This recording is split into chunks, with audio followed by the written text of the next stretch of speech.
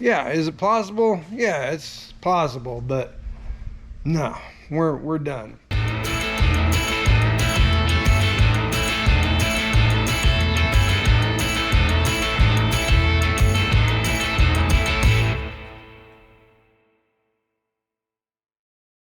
Welcome back to the channel. The binder is back in the shop. We just finished up the brakes. We wanted to go tootle around the countryside in it, but it's got fuel delivery issues. And like I said on one of the last videos, the worst thing we probably did for this thing is go back and watch it, but we took a bunch of nuts and bolts and we cleaned the big chunkies of rust out of the very rusty fuel tank on this, and it ran a lot better and it wasn't having fuel delivery issues. And then instead of filling it up and continuing to run it once in a while and driving it and keeping that stuff sloshed around so it would break down even further, we parked it all winter long and it barely started at all. So the end result is we can't go more than about 1.5 miles down the road and we lose fuel coming out of the tank.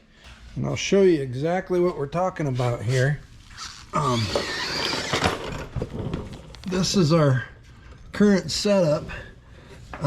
We've got the old Wix 33032 inline filter here to keep the gunk out of the carburetor.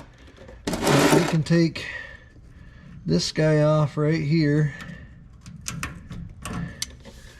and I blew some air, just blew some air back through this so we could start it and pull it in the shop. We can pull that, and that's about as good as it gets right there. And you know, you can see it, I can see it, I don't know if you guys can see it, there's just a tinge of rustiness, which isn't a big deal because we do have a filter here, but under heavy acceleration I just don't think that's gonna cut it.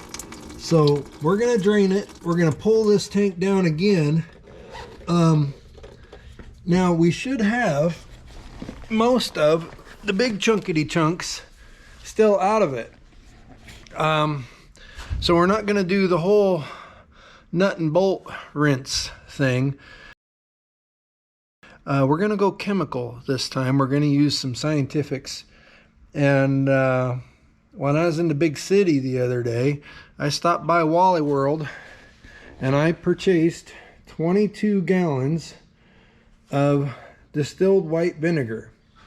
Now, if you know, you know, and if you don't know, you're like me and you're just going off what everybody else has tried. But if you put some vinegar and some baking soda, apparently, and the baking soda neutralizes acid, which I don't understand, but some people mix them, some people don't. We're gonna put some baking soda in with our vinegar. We're gonna get this tank out, kind of set it at an angle so we can hopefully fill it all the way up with vinegar with some baking soda. And we got 2 4-pound boxes of baking soda, one to put in with the vinegar, and a second, if this all goes as planned, when we rinse it out with water, we'll put baking soda in with the water, and that will finish neutralizing any of the acidy stuff from the vinegar. But we're gonna tip it up, so hopefully we can just fill it right up to the filler neck with vinegar. I didn't do the measurements or the mathematics to see how many gallons this is. Hopefully it's less than 22. But yeah, we're going to do that and let it sit for, I don't know, a day or two and see what happens. It's supposed to break down the rust and scale off the sides of the tank. I think that's kind of our last ditch effort before we go and just buy a fuel cell. And I don't really want to put a fuel cell in the back of this truck. I don't know why, I just don't want to. I think it's cool how the filler is in the front fender anyway, but that would be plan C. We've been through plan A, which was the nuts and bolts cleaning method. Now we're into plan B, which is a lot of vinegar. And then plan C is going to be scrap metal for this tank and a fuel cell in the bed of the truck. We'll see if we get to plan C or not. Thanks for watching. Thanks for sharing, subscribing, all that good stuff. By the way, even though we got 22 gallons, we're going to do this flush for less than about $80. So life will be pretty good. So we learned a couple things so far. I kind of thought maybe, well, maybe it's just low on fuel. And I thought 3 or 4 gallons in it not too long ago, but you never know. The stuff evaporates. Yeah, that wasn't the case. That 5-gallon bucket is full, and this 5-gallon bucket is half full of fuel. So we confirmed it's not just that it was a little low on fuel, it had plenty in it. And also we confirmed that the gas gauge, even though it kind of fluctuates a little bit off of E, it doesn't work, because that should have been like, you know, a third or half of a tank or so probably. Gas is drained. We got to get this filler neck unhooked and the vent tube unhooked, and 2 bolts hold the thing in. So it won't be long, it'll be on the ground, and then we'll start science. All right, well, we got her off, out, off, and rinsed out. I'll show you if I can find it here in a couple on these rinses. This is some of the stuff that came out. I don't know if that's a coating of some sort that was in the tank, or if that's just, that looks like maybe rust that just came off the side, so that'd be all right. If it's that loose on there, or some of it anyway. And then there's some other, you know, bits and pieces and things like that. But here's our setup. We got her up against the metal bin. Everything on this tank is on one end, so this is the outlet, and it draws fuel from way down here somewhere. So we may have to, we'll probably take this fitting out and get a funnel and pour some vinegar in there. But then here's our fill, here's our vent. So we're gonna fill this up. We can put a plug in here when it comes time. We're gonna fill this up all the way to here, hopefully, and the whole thing will be full of vinegar and the baking sodas.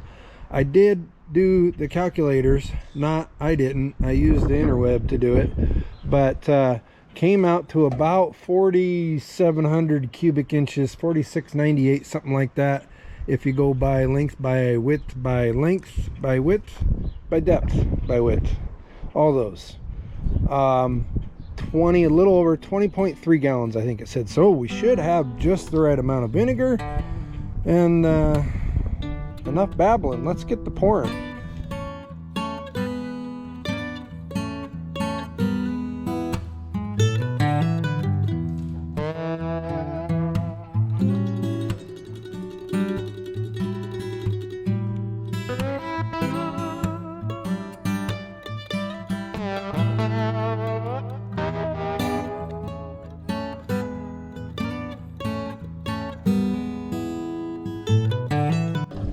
I can hear it fizzing in there.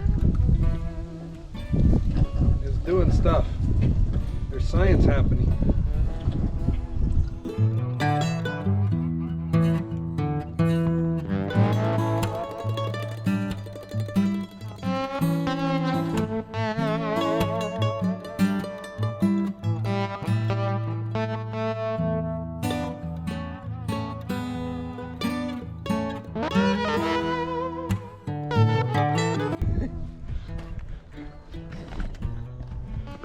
Look at that. Hear it?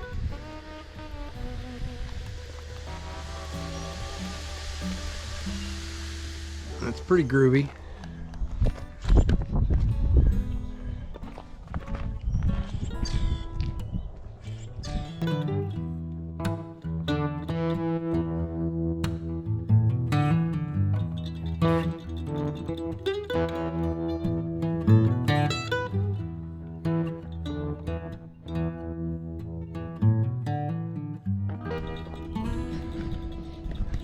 Alright, so here's where we're at. I think we've got about as good a setup as we could possibly have.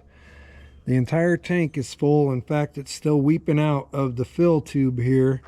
And then we're up to the brim on the actual filler neck. And you can already see it's bubbling in there, and there's some brown crusties floating around. I don't know, I got pretty high expectations and hopes here. What if you do that, then she makes more science. Yeah, see that rust just bubbling right out of there. That's pretty cool to watch. At the very least, we're gonna let this sit overnight. We've got 5 gallons of vinegar left. So we bought 22.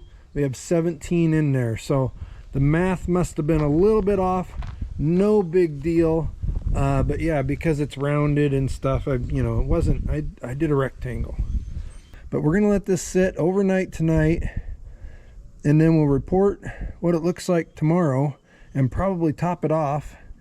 And then, I don't know, let it sit most of tomorrow too, I think.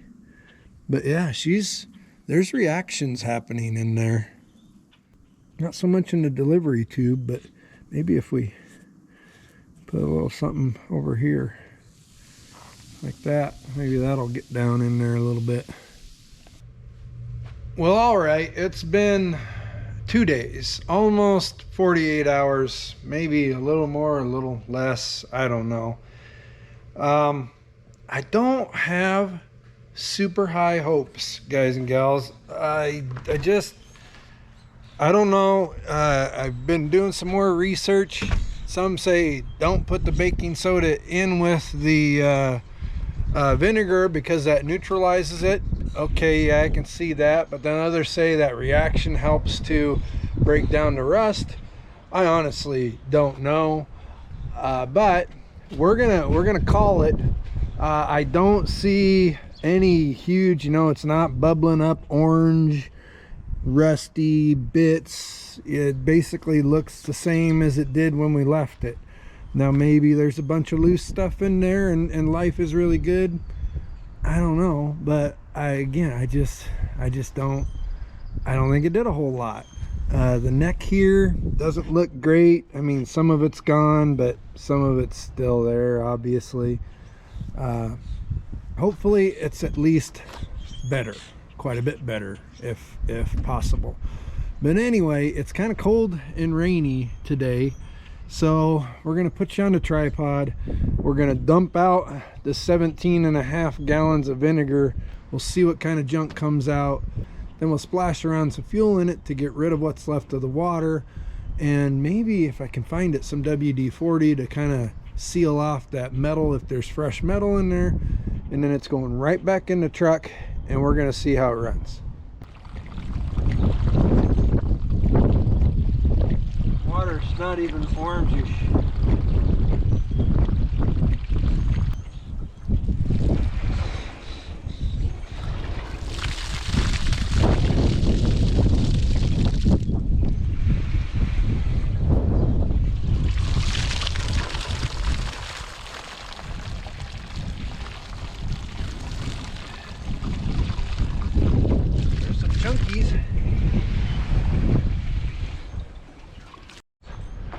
Well, here's the deal. It's nothing like what I've seen in some of the other videos, but so we didn't get any orange rusty, really rusty liquid coming out, anything like that. But what I can see, and you guys just aren't going to be able to see it, and I apologize for that, is there's a layer of scale all around the inside of this thing, and it's loose.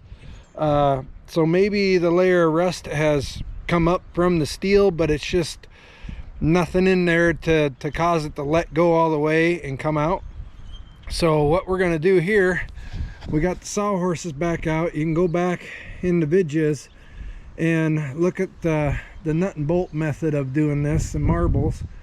We got our marbles back and our nuts and bolts back out, and we got the water source here. We're going to go back to shaking it a little bit and see just how much gunk we can get out.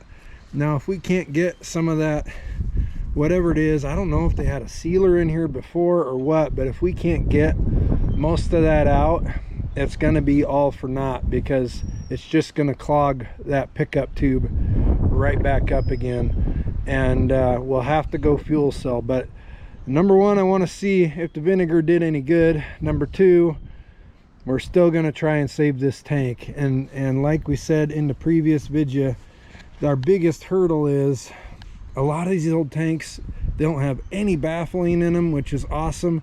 This one has a big baffle that goes almost all the way across right on this side of the cinder.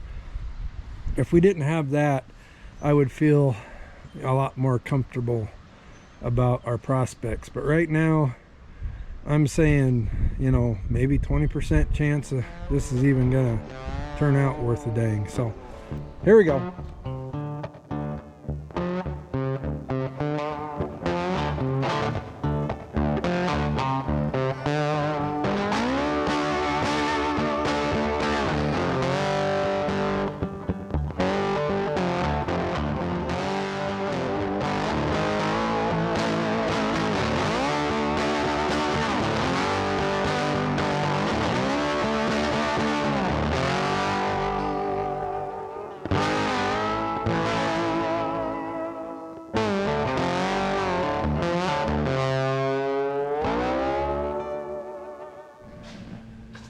Well, we're done messing with it.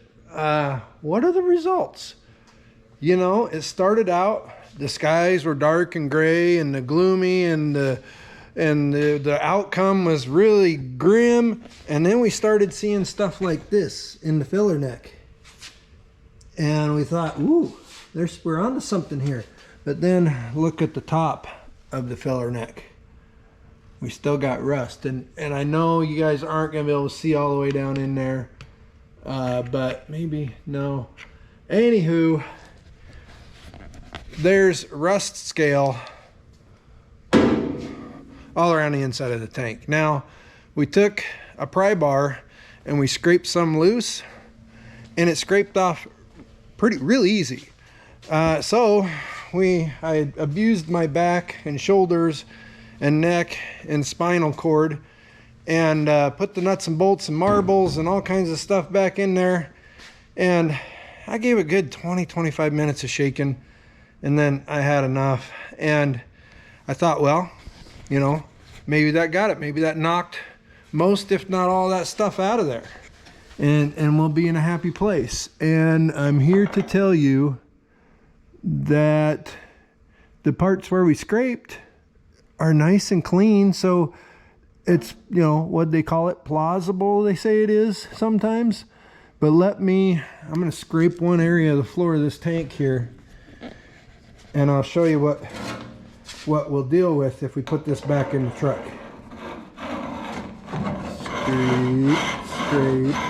Scrape. And mind you, this is after nuts and bolts and marbles and such. And that's what we got, guys and gals. That's not gonna work, period. We're done messing with it. We've wasted enough of time and money and energy on this. Yeah, is it plausible? Yeah, it's plausible, but no, we're done. So, in the back of this doohickey, where you're gonna find yourself in the next video staring at either an aluminum, shiny aluminum, red aluminum, or black aluminum, either rectangular, tippy tap in the comments on this option, rectangular this way or squarish right in the middle. We wasted, let's call it $100, and way more than that in time messing with this thing. But yeah, sometimes you just gotta know, and sometimes you gotta exhaust most all your options. I still say one of the coolest things ever is having a truck with the filler neck in the front passenger fenders. I'm going in the office, ordering up a fuel cell right now, and appreciate every single one of you dudes and dudettes watching our stuff. Shipping days later update. We're back. Yeah, this is what we're doing now. The old tank is in the scrap metal bin. This is technically I think it's 13.5 to 14 gallon spun aluminum tank. It does not have a sender or a gauge, but what we did was we elected to get the end fill. So as it sits in here, a dude or a dudette can just look and see how much fuel's in there.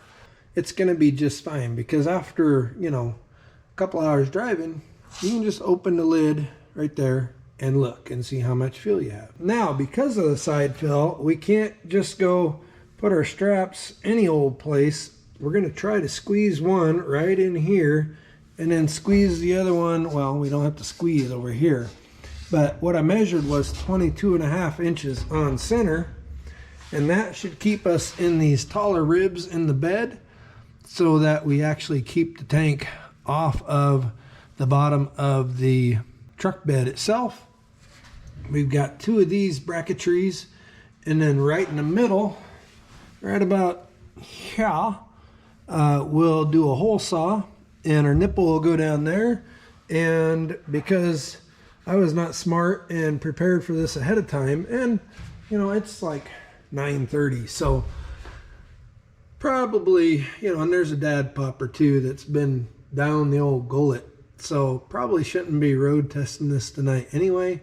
But we'll go ahead, get everything set up, get our fitting in the tank, get the tank mounted, and then all we'll have to do tomorrow is some fuel line over to our fuel pump, and it should be pretty painless. Yeah, let's start the clock. It's 9:45. We're gonna have this in, well, not plumbed, but in with the fitting in, ready for fuel line. I'm giving myself 15 minutes. Here we go.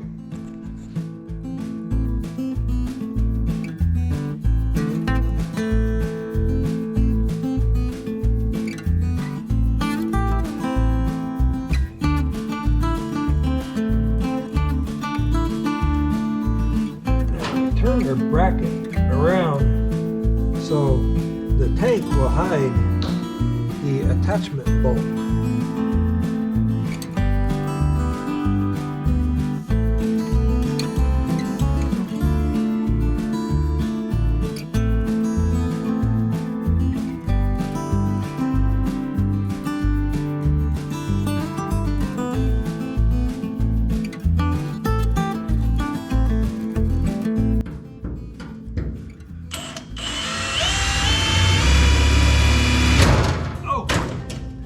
Aggressive.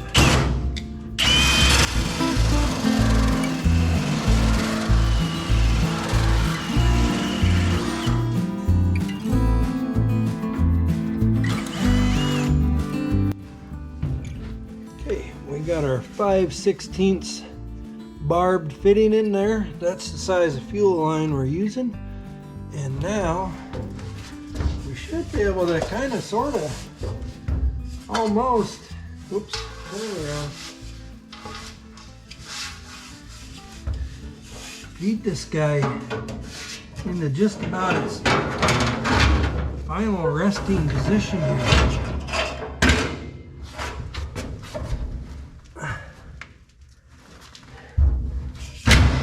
Yeah, like that, pretty much. Yippee.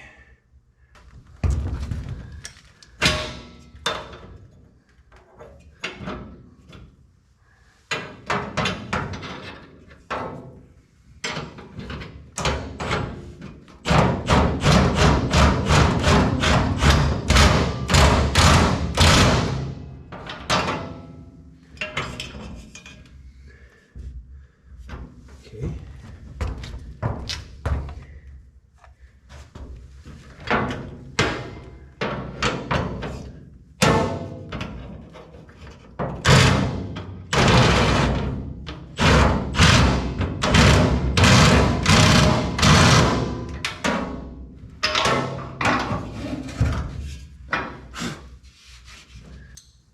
All right, I'm gonna roll her around underneath, tighten those bolts up down there, and we should be in a pretty good place. Okay, next day alert, late in the next day, because we got sidetracked with something else, and here it is. It's darkness out, and I got my sunglasses on. Here we are, we're all plumbed up, and it was super simple. Just had to have the right adapter for the barb fitting, but cut a hole in the bed of the pickup. We got her hooked up with a clamperoo. We've got a self tapper and a hose clamp there. And then we brought it over to the outside of the frame rail. Another hose clamp there. Not a hose clamp, a keeper. Hose, we'll call it a keeper. Another one there, and then we're right into a new Wix 33032 5/16 fuel filter. And then we dip back down and go right where we were into the fuel pump. So we're all plumbed up. We're gonna dump the 5 gallons in that we, the first 5 gallons we pulled out of the old tank. It should be clean enough. We'll leave the bottom of the barrel so we don't get the big rust chunks in there. But the rest of it should be in good shape to run. And we do have a new fuel filter on there just in case. So we're going to throw that in. And hopefully none of the gunk got to our carburetor. Hopefully she's got good fuel flow and runs nice. Because really, everything else is legit on this rig now. And we should be able to just take her for a cruise. Let's see what happens. Okay, guys, gals, dudes, dudettes, I gotta apologize. Been putting off finishing up this video because I realized I didn't have an outro, and man, we just got slammed around here. It's been a couple days. No, it's been weeks since we finished up this fuel tank job on here. Life is pretty good. Seems to be running real great. We have to get it spruced up a little bit. I think we're going to throw it in a car show here in a couple days. And it's been sitting because, like I say, we've been slammed with repair work and a couple other projects. But yeah, today we get to go see and verify it is going to start and run down the road, you know, far enough to get to a little car show in our town here. So here's your outro. Let's go get after it. Take our Briggs & Stratton key here.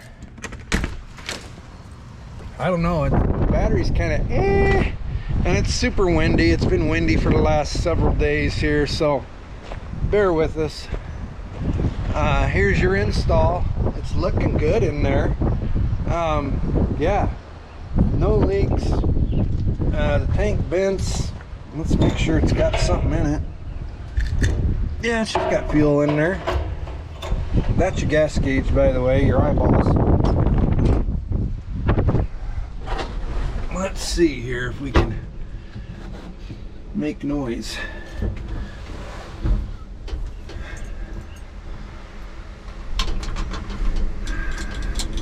Neutral, clutch, 2 pumps. Uh-oh. No noise. So I guess that battery that was kind of is kind of wah. Okay, jumper box engaged. We already gave her 2 pumps.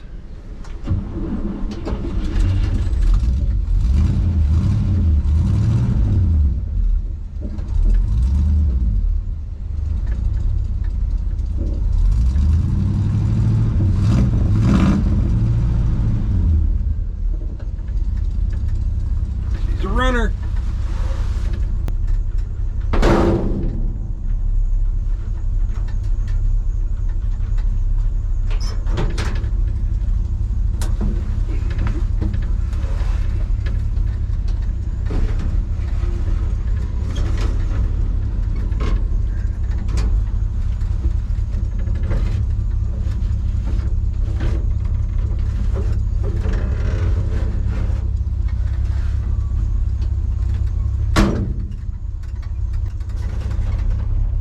Now these bad rides do have air conditioning. In order to access the air conditioning, you first have to roll down the window, and then this is your air conditioner switch lever.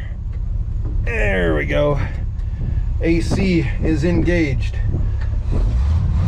But yeah, other than the fuel gauge, we're pretty happy up here. We do have our amp meter working, oil pressure is lovely, and the temp will work eventually, but we just don't have a fuel gauge anymore. Let's go for a little cruise and see if this fuel tank will keep us running more than a mile at a time.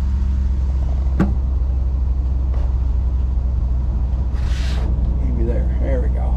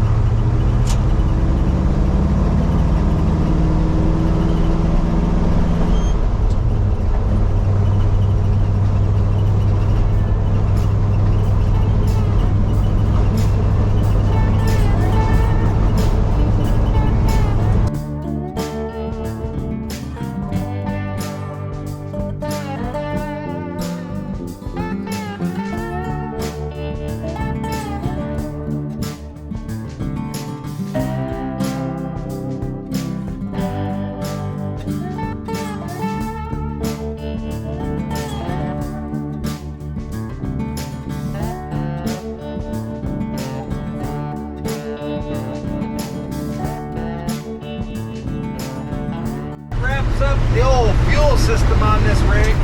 Wish we could have kept the stock tank. That was kind of quirky and cool, but in the end, we got to have the reliabilities. So, thanks for watching this one. We got another binder video coming up, and then we got a whole bunch more stuff coming at you. So keep liking, sharing, watching our stuff. We'll catch you on the next video.